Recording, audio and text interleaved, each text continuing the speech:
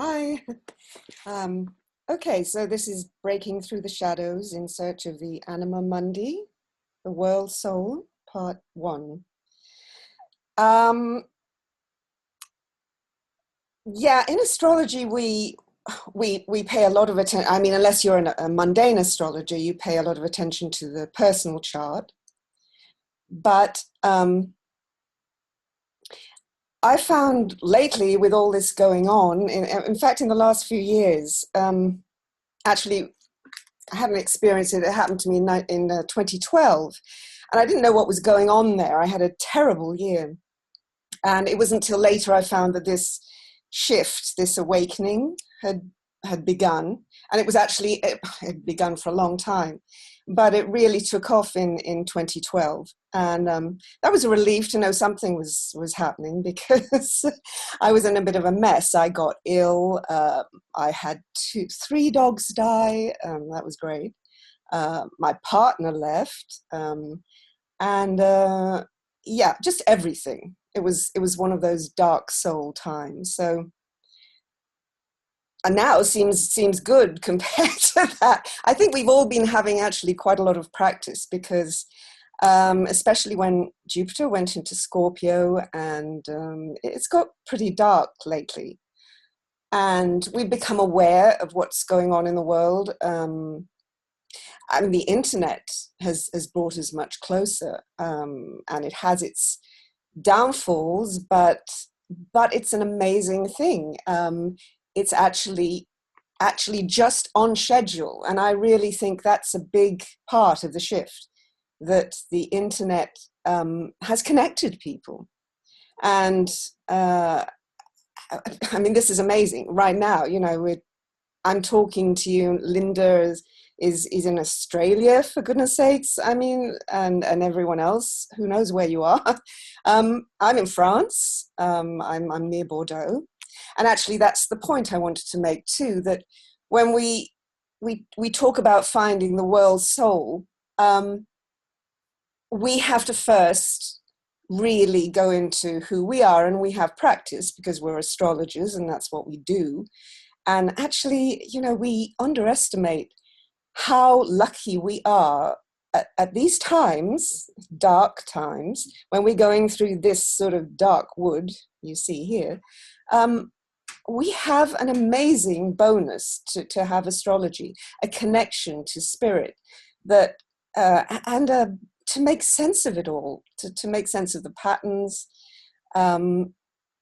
That we forget sometimes. I do, that others don't have, and we really need to remind ourselves of that, and to be able to join together. Anyway, I wanted to begin by talking about the shadow and the world shadow. As we know, the Jungian shadow, the animus, is well known in psychology. I mean, I have training in spiritual psychology at the CPA, Jungian psychology. And I love that. And I love also that the evolutionary astrology just adds so much to that. It just brings it, at the time, I mean, I read a little bit of, I mean, this was years ago, I started with the CPA in the faculty in London. And I read a bit of Jeff Wolf Green, and at the time I found it interesting, but you know, a bit off the wall. I mean, I just got used to astrology being, you know, a normal thing to do. I remember sitting at the faculty in my first classes and thinking, my God, we're talking about this as if it's normal, you know, and it was magical, and it just seemed, and then of course, taking it to deeper levels with the spiritual psychology, and then with Jeff Wolf Green's evolutionary astrologies. So we are on a very spiritual path with that anyway. Anyway, so I wanted to talk first about the breaking through the shadows.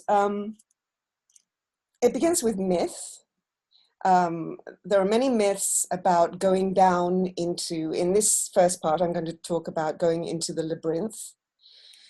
And I wanted to refer, first of all, to Richard Idemann's really great book about following the magic thread down the labyrinth. You know, the Minotaur. We'll show a slide of that in a minute. But and he suggests you follow the thread of astrology, you know, and take it where it wants to lead you, rather than just, sometimes you look at a chart and you don't know what to do with it and think, oh my God, what does this mean? But to pull back from it and get intuition involved, it takes practice. But once you do that, and once you have that as a companion, and you start listening to it, and you start feeling the signs. I mean, I don't know about you, but that, as I was saying, has happened to me so much more since 2012. I went into this dark sort of tunnel, but the strange thing happened. I started to get in tune with. It started with a program about the Titanic disaster, because it was the 100th anniversary, and I listened to that, and there was something about it that really struck me. And I thought all of a sudden, well, the Titanic, I think I'd heard somewhere that there was an eclipse near that, when that sinking, the day. It was the 15th of April, 1912. And so I looked, and of course it was actually a less than 2 days after. There was a solar eclipse, and there'd actually been a lunar eclipse on the 1st of April. So the Titanic had actually set sail under these eclipses. And I mean, bizarrely, the eclipses squared Neptune. I mean, it couldn't have been more appropriate. Devastating, but appropriate. And there was Chiron involved. And it just struck me as so poignant. And then I started going into the eclipses more. And at the same time, in parallel, I seem to be drawn to finding out about more disasters, going into the dark rather than running away from it. And I actually watched these True Detective documentaries quite a lot. Really hard to watch at first, but what came through was the compassion of people, rather than the terrible crimes, was what people actually gave through it, and how strong they were, and how it brought them together and reconnected them, and on a deep level. And so that went on and on for months, where I was just watching more and more of these cases and putting them together, and always the eclipses were involved, and I started to follow the thread with that. So I want to include the eclipses, of course, in a few charts that we'll look at. But first I wanted to talk about the myth of going down the labyrinth. And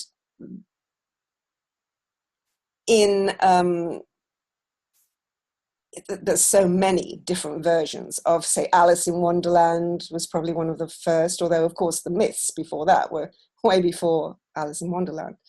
Alice in Wonderland, The Matrix is another Alice in Wonderland myth. Of course, the Wizard of Oz. Always the hero is, or the usually a girl, but it can be a boy. Donnie Darko,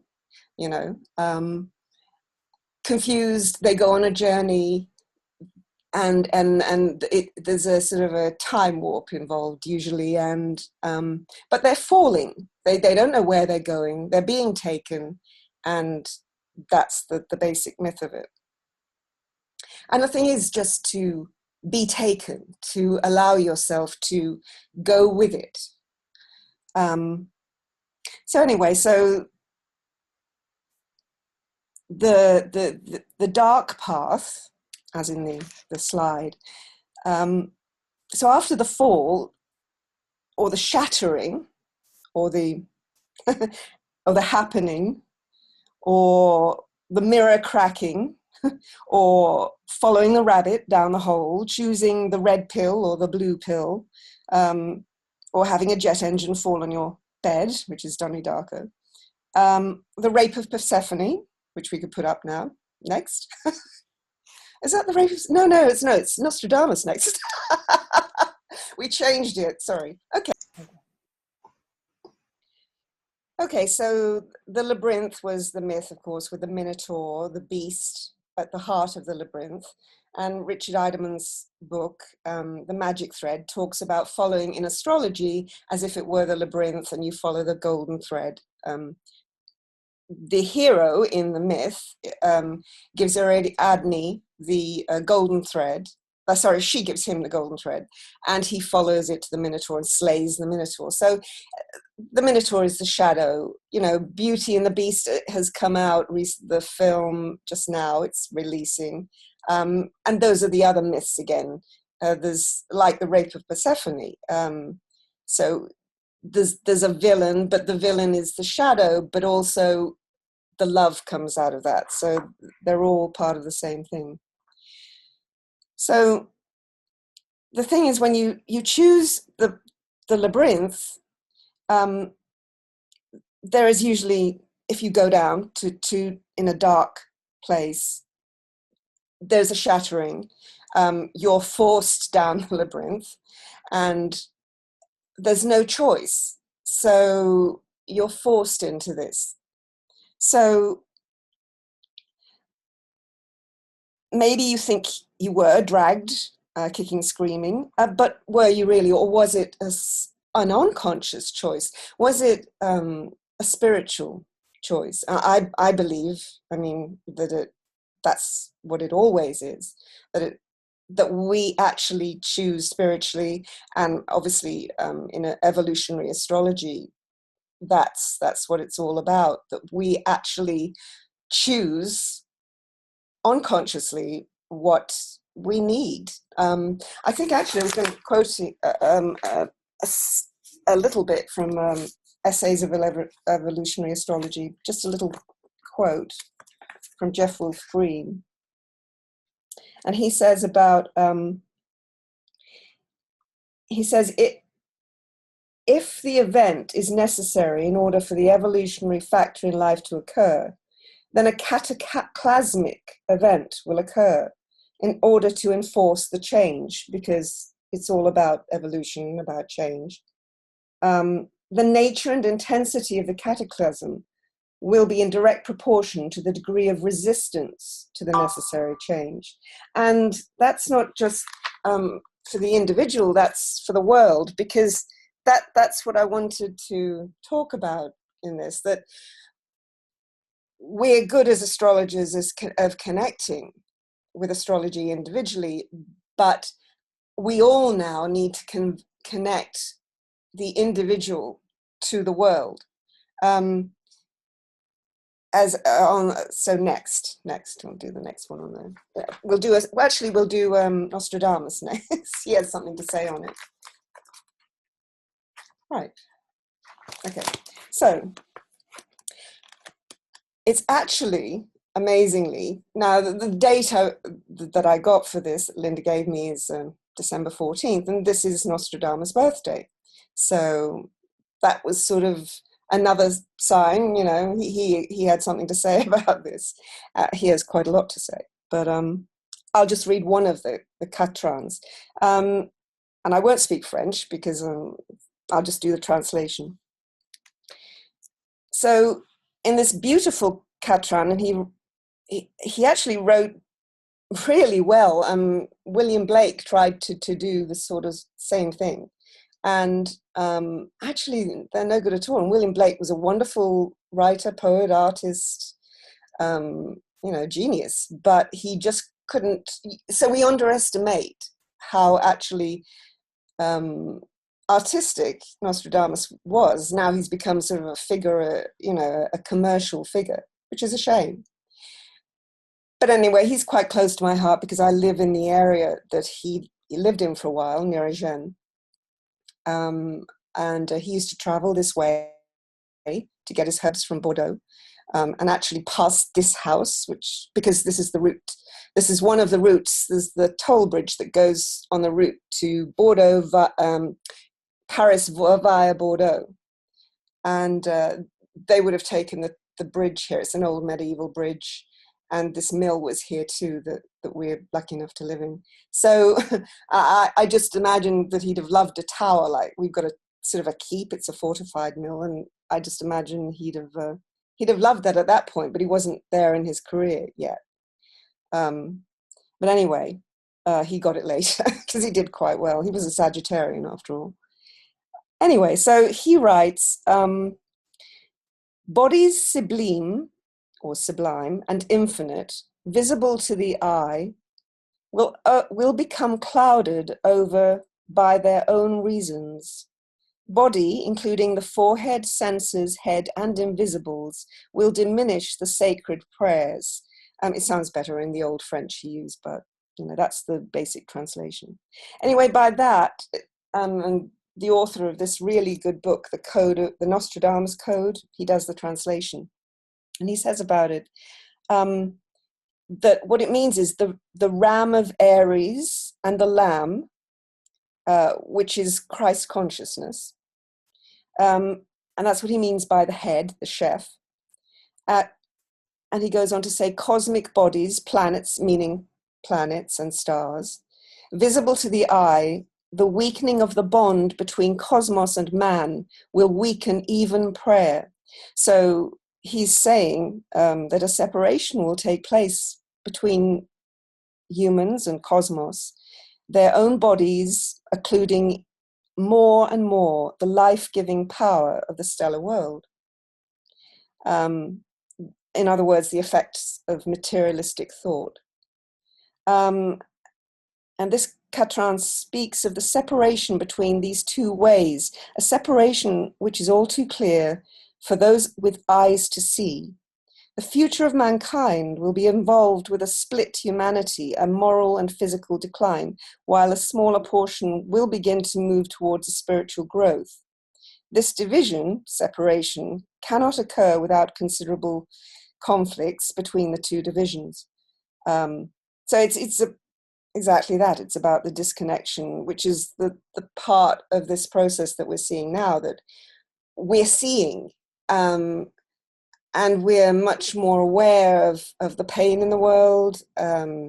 We feel it deeper, and we see it. And it's not that it's got worse. It's just that we see it. And what we have to do now is keep looking, keep seeing it, keep being unafraid to look. But at the same time, we're getting so many signs that we're getting help. We're getting, paradoxically, we're being shown by the very things that are happening and all the signs that are coming to all of us that this is meant to happen. And that, in effect, is giving us the faith that we need to get through it, and we will. Anyway, so that's Nostradamus. So I'll go on to the, that's, okay, so were we going to do the Labyrinth first? I think we were going to do Pan's Labyrinth first.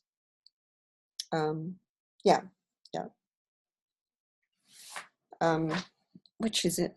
When she's in that's it. Yeah, great. Okay, so this is from the movie Pan's Labyrinth. It's a wonderful film. It came out a few years ago, actually, about 2006. And it was made in Spanish, but it's from a Mexican director who's very well known in America. But he couldn't get it made in America because they thought it's a fairy tale, but they wanted Disney. And this is no Disney tale. This is a very dark, as you say, it's a dark fairy tale. It's a fable, but it's beautifully done. And so anyway, we'll just go through it. This is Ophelia, and it takes place in the Spanish Civil War. It's actually the aftermath of the Spanish Civil War in 1944.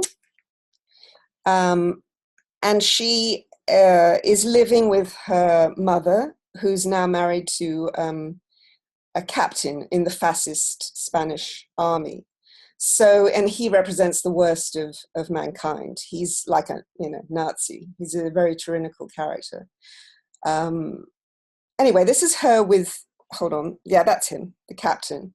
So he represents the worst in mankind, but also the Nazis, not just the Spanish fascists, the terrible things that were going on then, that the shadow had really come to the surface, as it seems to be doing now, although things might be different now. Anyway, so, next. Don't know what's the next one. Yeah, so there she is with Pan, although he's not actually Pan, he's the faun. They, for America, asked for him to be called Pan, so it would be more commercial again. But nothing on America. I love Americans. Most of my family's there now. But anyway, Hollywood. My son's studying to be an actor too, so I love Hollywood too. I'm not knocking it. Anyway. Oh, okay. So, yeah, if we could go back to that one. With the faun. So the faun is actually, you find it first in Alice in Wonderland, because the faun was a character that met Alice. So he's used the faun from that. And he's actually, as you can see, he's got the ram's horns. And he actually has the shape of the horns. And that's another thing that's important here, because it's, as Nostradamus mentions, the ram and the lamb. It's the shape of Aries, and it represents the Nautilus, which is the golden mean, which the great artists use, like Leonardo da Vinci, and it's in geometry. It's the divine proportion. So it has a very meaningful symbolic meaning to it. So anyway, so that's her. We'll go on to the next one. She as an escape from, no, that's the rape of Persephone. We'll go on to the next. That's it. To escape from this world, which is pretty dark, that she lives in with this captain, and her mother is pregnant, not happy. And she's sort of left out of this, and she's lonely. So she goes into another fantasy world. So you don't know whether it's fantasy or whether it's fact, but really you have to go with the fact that this is it's the real world. It's really happening. So she's looking now at her shoulder. She's got the mark of Hecate. Hecate? Yeah, I think you say the birthmark, which is the first quarter moon, which shows she is as an audience, we're to know by that she's a child of the moon. And she's actually there on where she is in this dark place, in this dark time in history. And that's something I wanted to say too, that when you look at an individual, it's not just who they are, it's where they are, it's what time in history they are. It's everything combines, as we know in evolution and evolutionary astrology. We're to do our mission, or whatever it is, our bit, however big it may be, to do with that time and that place.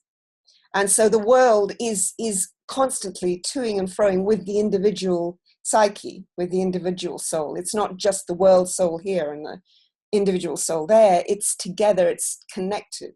And that's what we need to do, to connect the two, and also to reconnect the two to the spiritual. Anyway, so we find out that her mission is she's here in this place, 20th century Spain, at a terrible time in history, and Nazi time as well, during the Second World War. And she's here to do battle with the fascists, who will appropriate the esoteric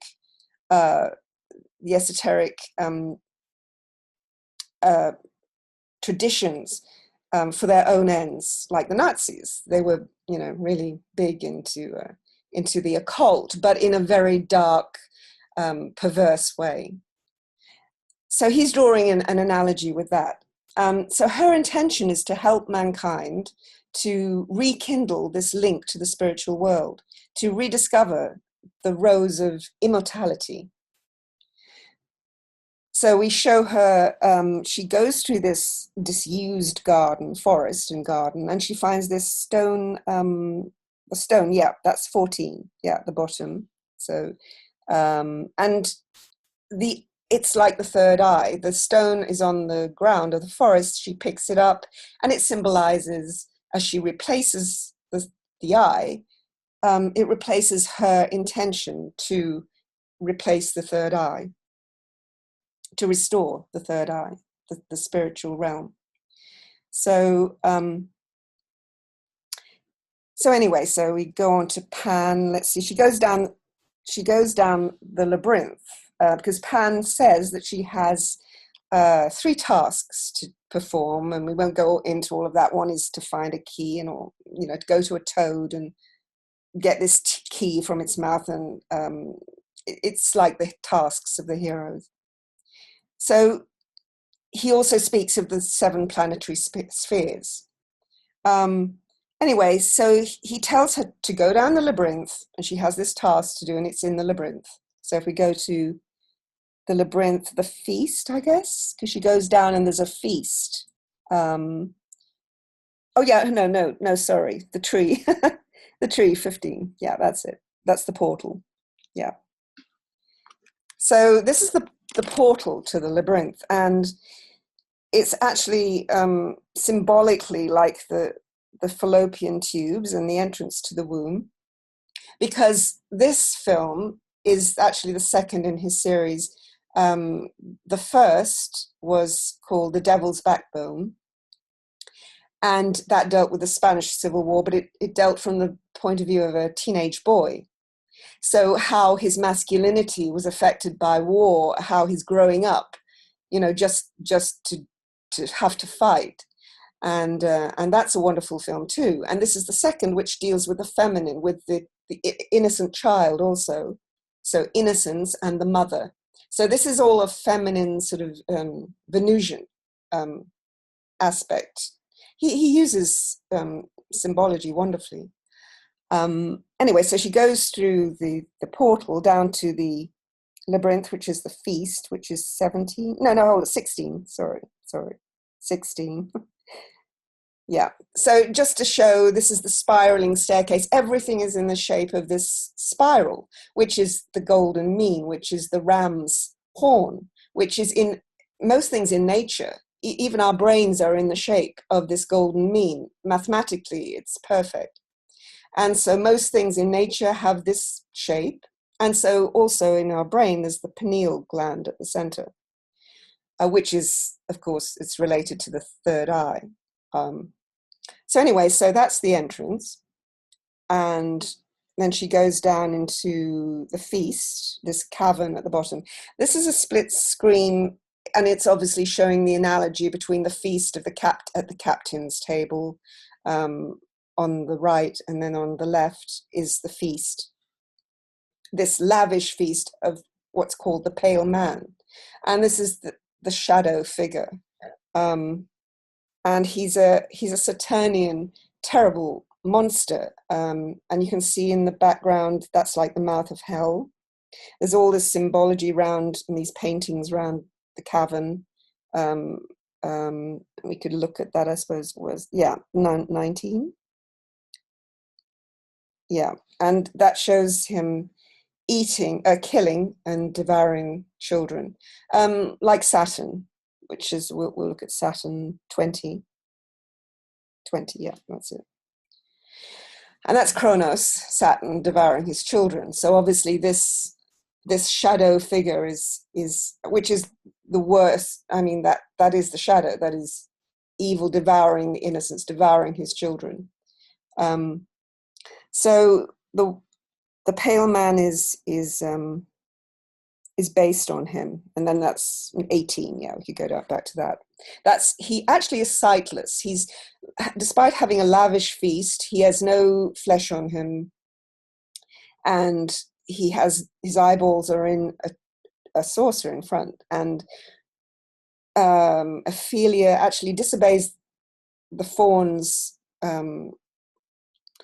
rules. He tells her not to eat anything from the feast, and of course she eats. It's like the forbidden fruit. In paradise, she eats a grape, and then he comes to life, and he puts these eyeballs in his hands. It's and then it goes downhill from there. He chases her out, but she escapes.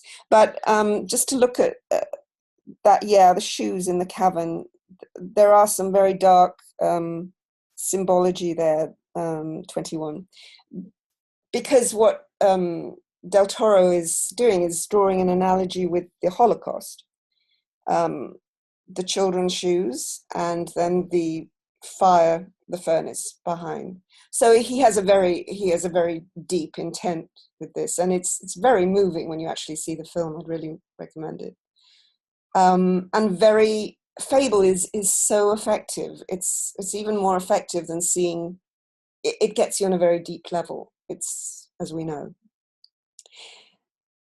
Anyway, so she escapes. She runs out, and she manages to get back into the real world again. Okay.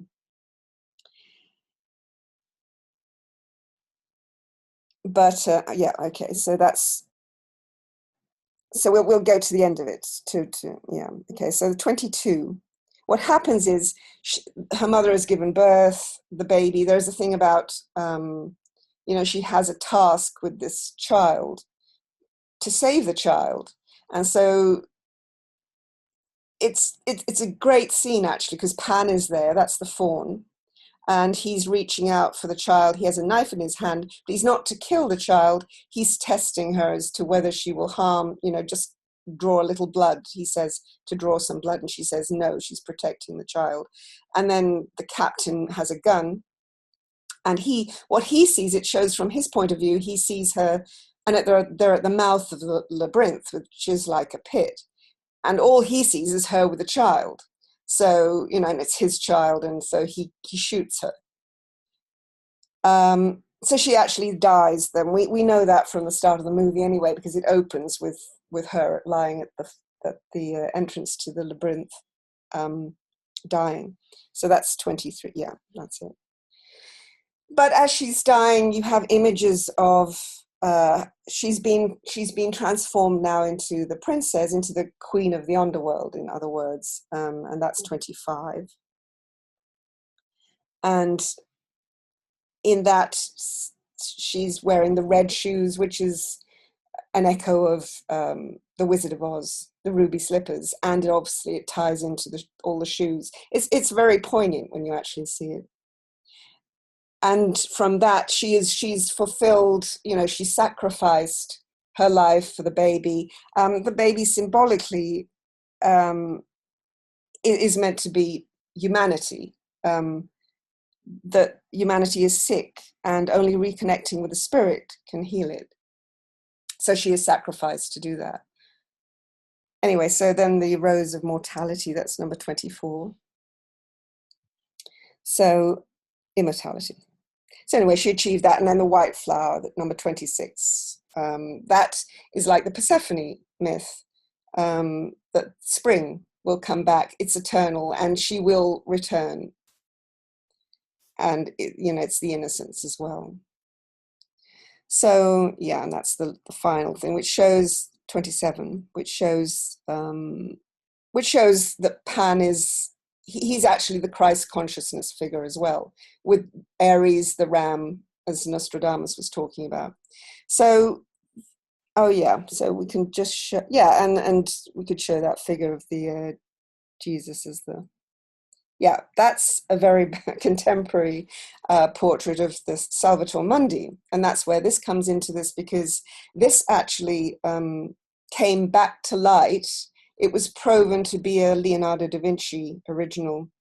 And lately, it was put on auction. So it's been out of the public eye. It was only proven to be a da Vinci in 2011. It was floating around all over the place till then. This isn't it. This is another version, but we're showing this because it shows the ram horns on this one.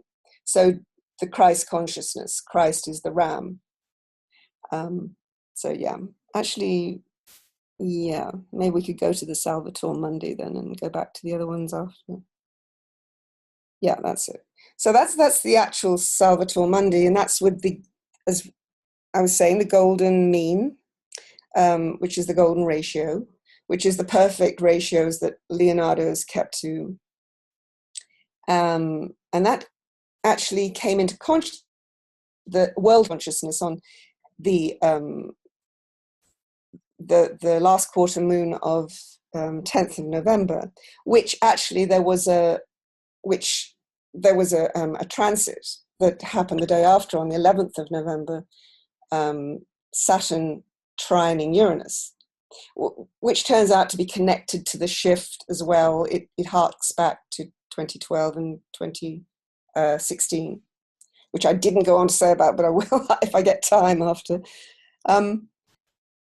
Okay, so this is Christ, and he has he's wearing blue, and he also seems to be wearing a dress, and experts have talked about this, and it does seem like Da Vinci meant him to be an androgynous figure, and the blue is the spiritual color, and that's the blessing in his right hand. If you actually look at half the face, one half seems to be masculine, and the left half of his face seems to be feminine. So he is pretty blatant that he's meant this to be both man and woman.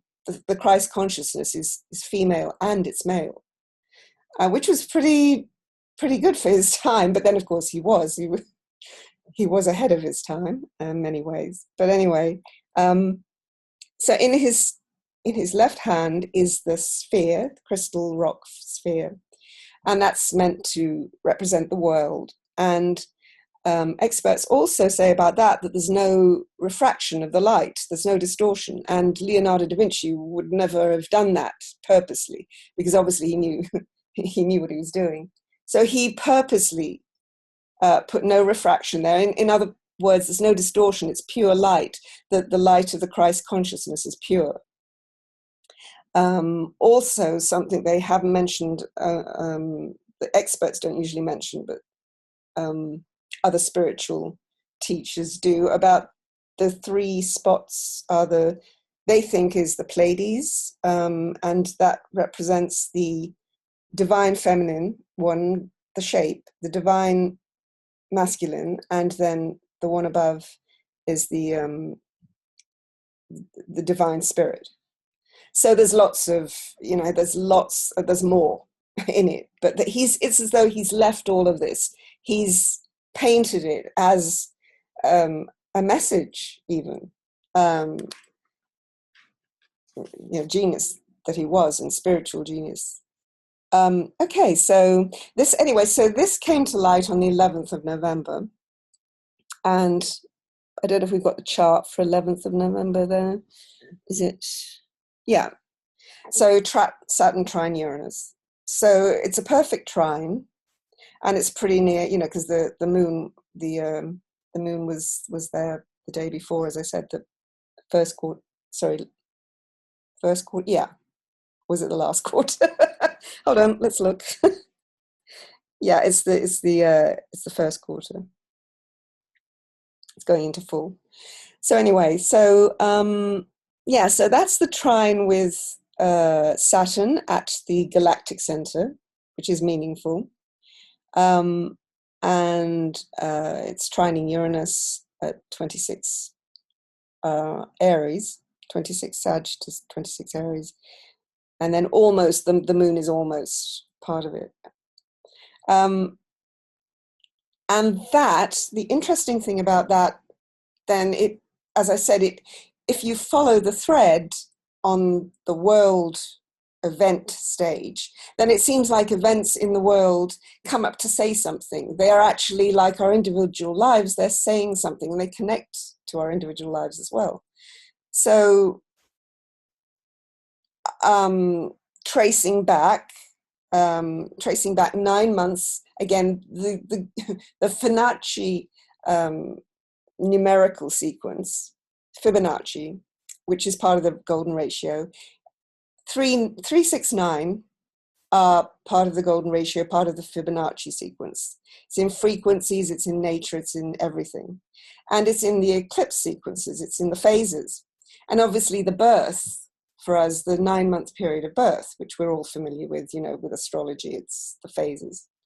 So if you go back 9 months, then you'll often find a comment on something that happens 9 months after.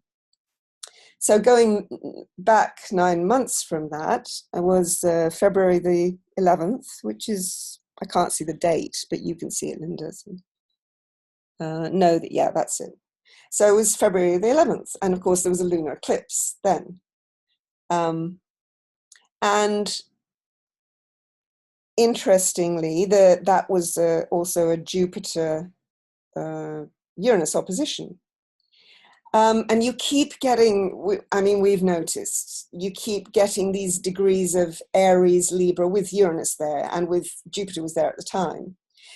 So it's as if these are all linked in and linked into the Christ consciousness.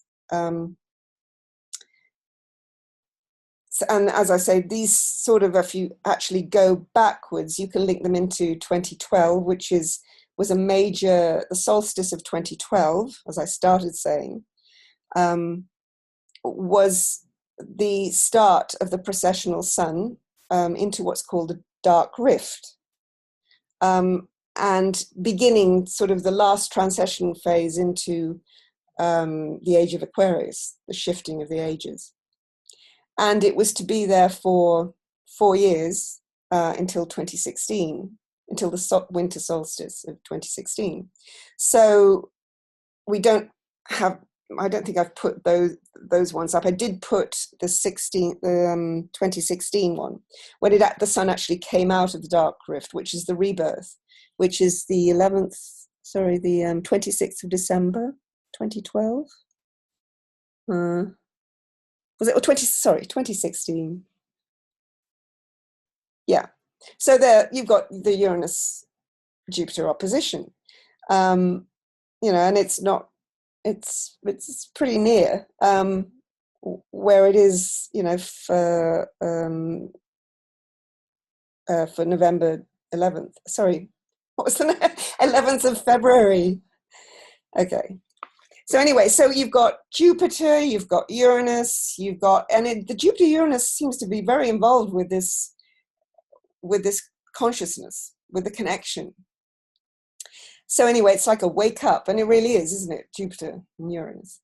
So anyway, going on, we don't really have time to look much, but it's wonderful charts if you can look at them. But then, so that's the precessional shift, and I'll just say something about that because it's very interesting. So as I say, it's to do with the galactic center, and obviously the Saturn at the galactic center trining Uranus in Aries was right on it. So you know, it's interesting. And that's on November 11th. So they're all tied in, and then you get a world event, which is like the Salvator Mundi, appearing at that time. It actually got auctioned on the 15th of November. And, you know, all people were interested in how much it went for. It went for a record, something like 450 million. But anyway, I thought, well, it's going to disappear. You know, some Ogliak has bought it, but the point is it's appeared now. And if we get it, and I believe, you know, that's we're meant to get it, it has come into our consciousness, and it's Da Vinci's sign. It's marvelous. So anyway, so it turned out just recently, it was discovered that it hasn't gone behind doors, closed doors. It's been donated by an Arab prince, Saudi prince, to the Abu Dhabi Louvre. So it's going to be on show. And the Louvre, Abu Dhabi, is bringing all sorts of ethnic world pieces of art from all ages, from all religions, from all cultures together under one roof. And that's what it does. And the Salvator Mundi is going to be sort of the center of all of that, which I think is wonderful. Anyway, it says about the precessional sun in 2012, and that's what the Mayan calendar was all about, not about the end of the world, about the precessional sun going into the road of the underworld, which is called the Ixalbi. It translates to the world of the underworld. And the Mayan did their calendar showing that was what was happening. And it is perceived as the birth canal of the cosmic mother, leading right into the heart of the galactic center. And so the sun went in at that point. Now, he says in this book, talking about it, that it's at the solstice, and it was the winter solstice. But that 26th of December chart, and I thought, well, that's near the solstice, so that obviously figures. And then just today, I read that actually the festival of Ra, is the sun god, is actually on the 25th, 26th of December. So actually, it actually emerged on the festival of the sun god, Ra, which is amazing. Anyway, so it went in on the 2012, and it emerged on the 2016. That's what I was trying to say. On the feast of the sun god Ra. Jupiter, Uranus again, wow. So anyway, don't have really time to dwell on it, but it's wonderful. And then in 26, so after that, so it's emerged, that's when it emerged. And that's when really everything just takes up. It's, it's wake up time. I, after my experience in 2012, went and got a book on it because I thought something was going on. And so it was quite funny, actually. I went into the Astrology shop in London, and I took, amazingly, there was a book still on 2012, and this was in March 2026. No, sorry.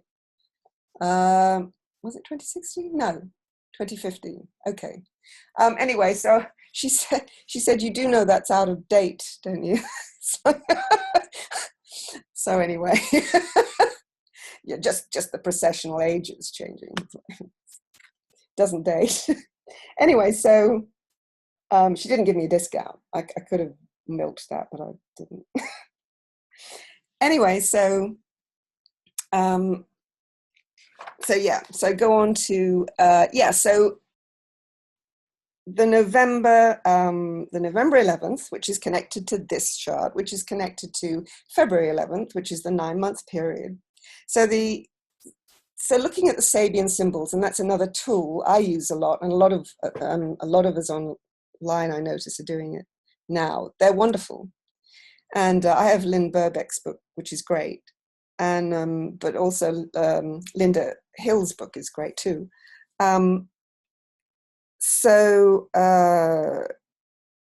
The Sabian symbols. So you get so much insight when you look into it. And actually this Sabian symbol, which is 22, the lunar eclipse of 22 Leo, is, it means the message. So I thought, well, that's pretty great, because, it's saying there's a message, and then on 9 months later, what do you get? You get the fulfillment, you get the birth, you get the Christ consciousness in the form of Leonardo da Vinci's savior of the world emerging, the Christ consciousness, which is the ram, which is Aries, which is, and it all connects, the golden thread. And I thought that's great. But even more happened after that. So we could go forward to the 3rd of December chart. I can't see it at all. Thanks. Just sort of let you.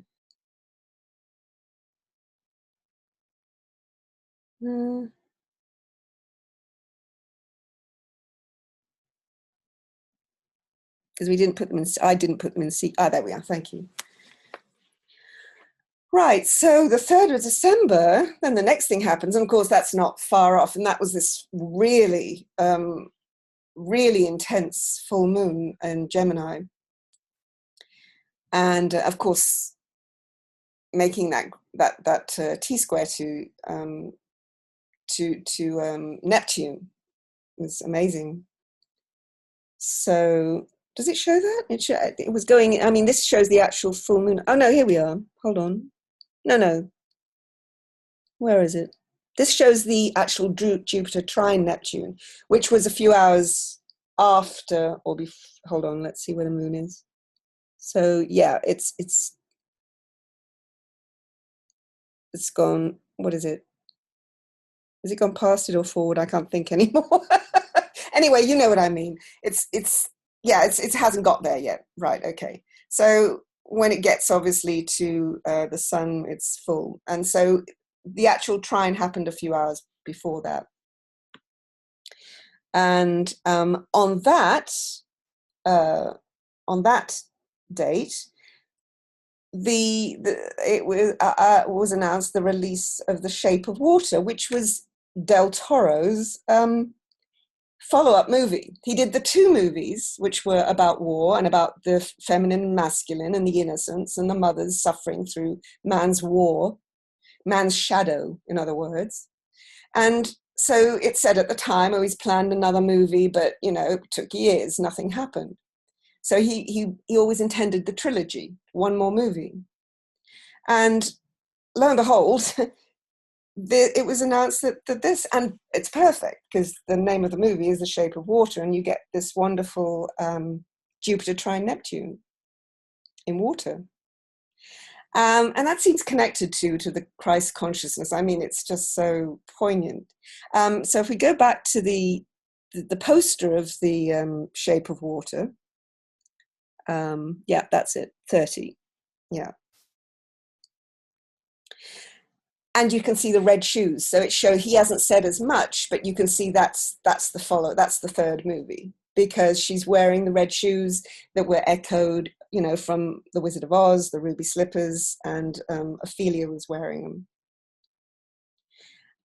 So it's beautiful. And actually this has got rave reviews. They're saying it's up for an Oscar. And this is in English. The first two films were in Spanish. So it's set in the Cold War. So obviously he did the Spanish War, and then he did the Second World War and then now he's done the Cold War. And I won't go into what it's about, but it's a love story. So it's doing the masculine and feminine as the lovers.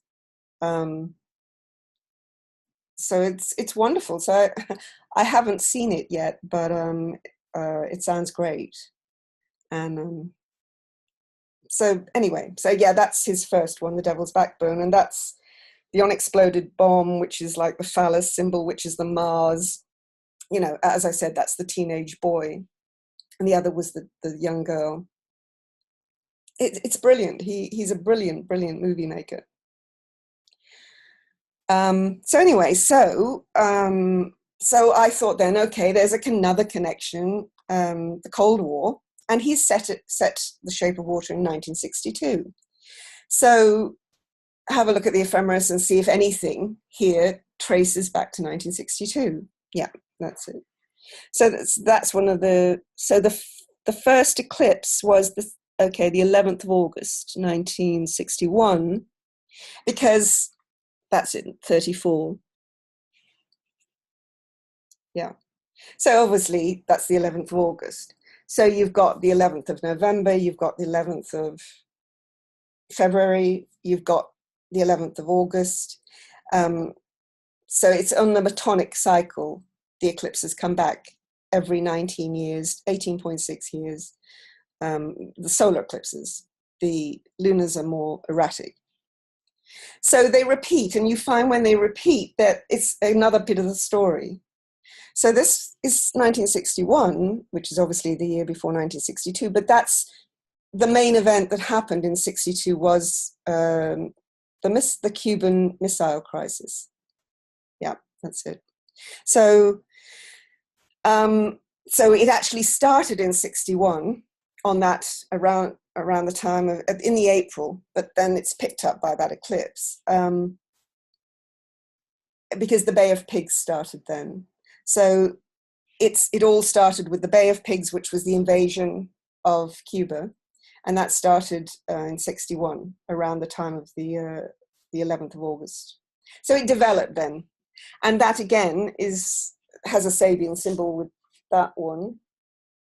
Hold on, yeah. The symbols are really, as I say, they're really enlightening. And that one, hold on.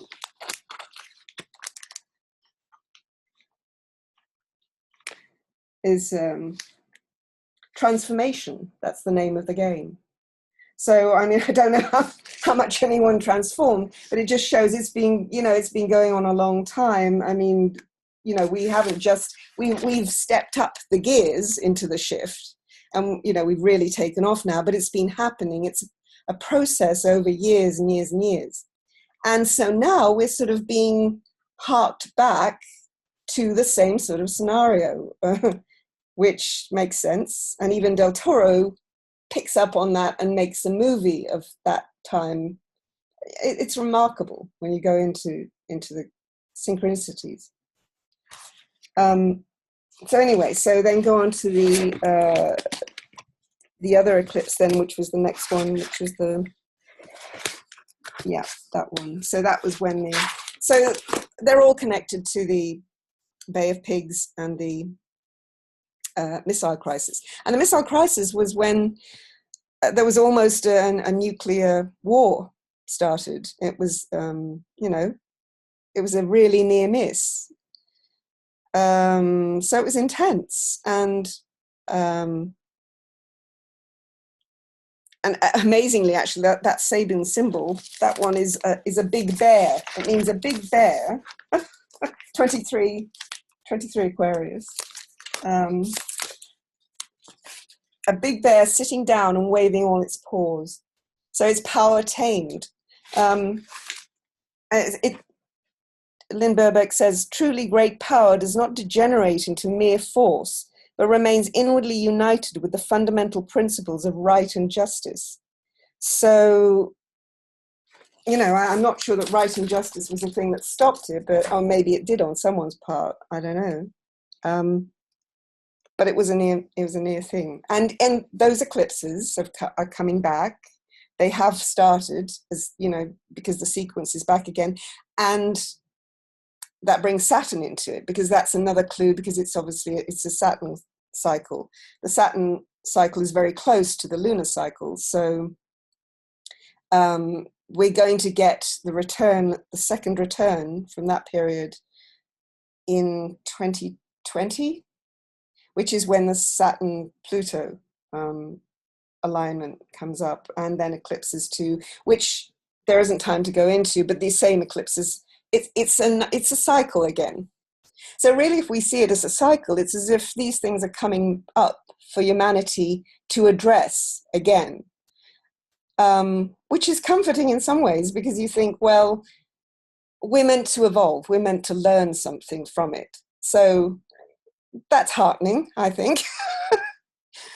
Anyway, so there's is there one more there of that sequence? I don't know, I can't remember. I think that's it for that, isn't it? Yeah, we've done that one. Yeah, but they're all the eclipses that are coming next year. That eclipse, the 11th of August eclipse, will be back in 2018. And actually, there's a Sabian symbol for that. And this time, and it's on the same track as this November 11th and February 11th and 11th of August 61, because the dates of the dead giveaway, you get the same, obviously, you're getting the same degrees of the eclipses. And that time, it's, we're all in the same boat. So the message seems to be saying, we're all connected. We're all in the same boat. We're all one, So maybe we'll get it in time. I think so. I'm hopeful.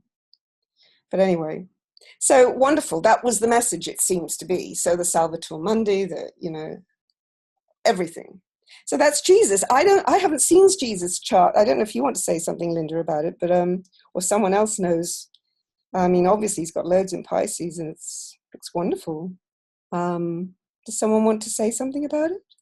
Loads of water. Yeah. Loads of South Node in Scorpio, conjunct Neptune in the 11th. Yeah. It's fantastic, yeah. Yeah, and it's all getting picked up now, isn't it? With all Neptune in Pisces. I mean, my goodness, it's right there in his midpoint. Saturn, what is that? Saturn, what is that planet? I can't see it. Is that Pluto? No, that's Pluto up there. What is that? Not really sure. Anyway, let's not worry about them. Yeah. Anyway, it's on the midpoint. So it's perfect, isn't it? It'd be interesting to look at that chart and see how that's actually picking up everything. Obviously, Neptune's going to square the ascendant, and it's all happening. So yeah, so then, okay, so talking about the Christ consciousness and the shadow, so we could look at 41. This is interesting because this is the counterpoint to the Salvator Mundi, which is this. He's in that he's spiritual. Has the clear orb. Now, this isn't recognized. This is recognized as the school of Leonardo da Vinci, but not as an actual da Vinci, and it's in another museum. But it hasn't, being put on sale for millions and millions because it's not thought to be a Da Vinci. But there is a scholar who thinks that it is a Da Vinci, and that actually Da Vinci intended them to be together. He painted them as a pair. One is, as you can see, is the one with the dark orb, which has the cross, like obviously it's like the scepter and the orb, the majestic orb. But then the cross of matter, it makes you think of. So this is the Christ who came to earth, possibly, with the thorns, and he's got the red robes. And again, it is like a dress, it's exactly the same. He's got the spiritual blue on him, the cloak. So I think that works perfectly. I wouldn't be surprised. And if anyone's got a few pennies, perhaps they could, it'd be well to go and see if they could, get in there and get it before it goes for millions, gets discovered. So, Michaela, we have about 4 minutes left, so just okay, great. So we can just wind up then. So the next one is about the universe. The 43 is the universe. Which is a unified standpoint, which is what the world needs to do, and it really feels like we're doing it. I mean, it's hard right now because it's painful, but it really feels like it's shifting. The entire creation would appear as a unique truth and necessity. So anyway, so I'll read the poem, I guess. Yeah, this beautiful poem by Joy Harajo. I don't know. She's Native American, and she wrote, "Remember the sky that you were born under. Know each of the stars' stories. Remember the moon. Know who she is. Remember the sun's birth at dawn. That is the strongest point of time. Remember sundown and the giving away to night. Remember your birth, how your mother struggled to give you form and breath. You are the evidence of her life and her mother's and hers. Remember your father, he is your life also. Remember the earth whose skin you are, red earth, black earth, yellow earth, white earth, brown earth. We are earth. Remember the planets, trees, animal life, all who have their tribes, their families, their histories too. Talk to them, listen to them. They are alive poems. Remember the wind, remember her voice. She knows the origin of this universe. Remember you are all people and all people are you. Remember you are this universe and this universe is you.